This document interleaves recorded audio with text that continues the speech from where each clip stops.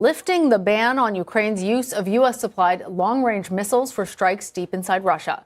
We have learned that neighboring Poland is one of the countries applauding the decision. This is the first time that the U.S. is allowing use of the missiles in Russia, despite entreaties from Ukrainian President Volodymyr Zelensky. Meantime, the deadly fighting continued in Ukraine today. Russia advanced in key eastern Ukrainian cities, with North Korean troops joining in the combat. Moscow also launched a major aerial assault on Ukraine's energy infrastructure, triggering blackouts and nationwide power restrictions ahead of the cold winter months. Retired Rear Admiral Mark Montgomery joins us now. He's a senior fellow at the Foundation for Defense of Democracies. Good to have you with us. So obviously, Ukraine has been pleading with the United States to try and lift this restriction on their ability to fight. Why do you believe that President Biden has finally agreed to do so?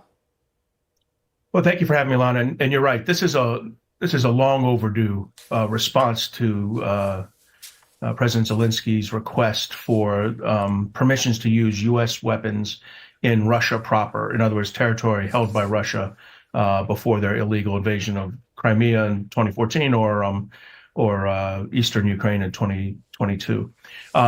Look, I think President Biden's doing this to, first and foremost, probably preserve his legacy in the sense that he didn't leave this undone. He didn't tie Ukrainian hands too much. But secondarily, this is, he does this so that President Trump doesn't have to. And this is going to allow the United States, if done with a bunch of other measures, this will allow the United States to increase pressure on Russia over the next 6 months before we try to negotiate something. Because if you're going to negotiate with Russia and you want to quote from the art of the deal, you want to have a better hand than your opponent.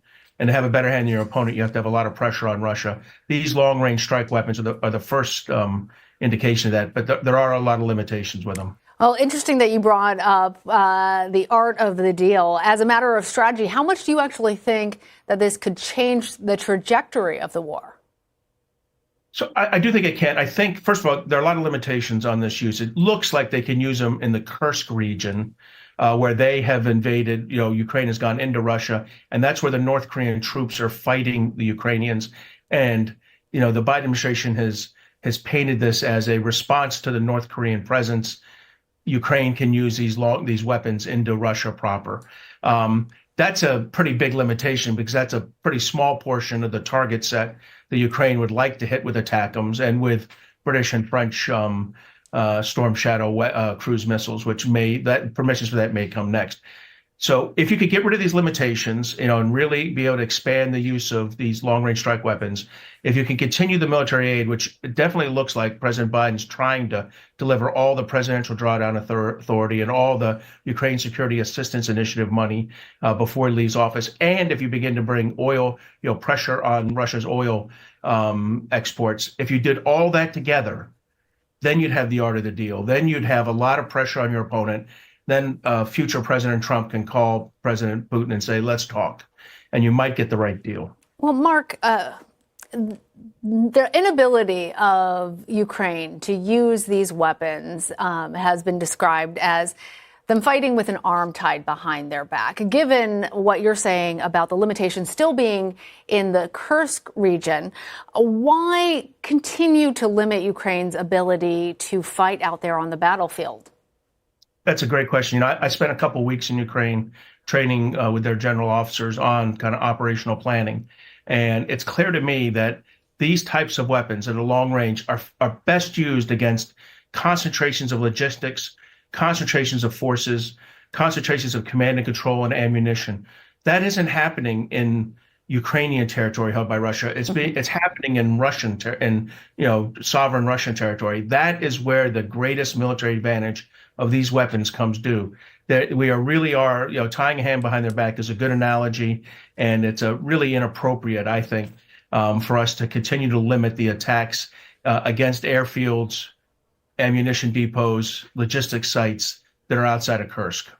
Well, we know that part of the reason why the Biden administration has been hesitant to allow full use of U.S. supplied weapons in this way is because of threats received from Russian President Vladimir Putin.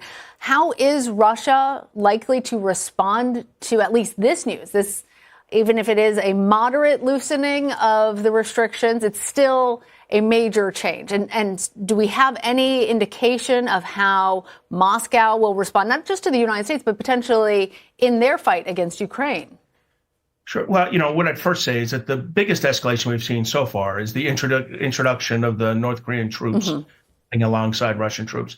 And let's be clear, Ukraine's not fighting Russia. Ukraine is fighting Russia, North Korea, Iran, and China. North Korea has given 5 or 6 million rounds of artillery. Frankly, that's the most important thing they've done. They've now given these 10,000 plus troops. They've given ballistic missile parts. Iran has given Shahed drones and ballistic missile parts. China has given microelectronics to build, so Russia can build replacement missiles like the ones they used last night in attack, but also backstop the Russian economy with 20+% increases in exports and imports. So Ukraine is fighting 4 countries. At this point, I don't believe it's escalatory for us to allow the Ukrainians to use these weapons at their normal ranges. I have so many questions for you, Mark, but we're limited in time. So I just want to ask this one because just yesterday we heard Ukrainian President Zelensky speaking of ending the war diplomatically within the next year. Talk to our viewers a little bit about what you think was behind that and whether you think this news might change Zelensky's approach at all.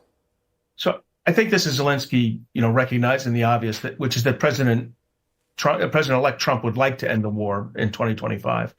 I think he's hoping he can get out there with a vision that's about a negotiation when Ukraine is in a better military position than they are right now, and Russia's more on their back foot.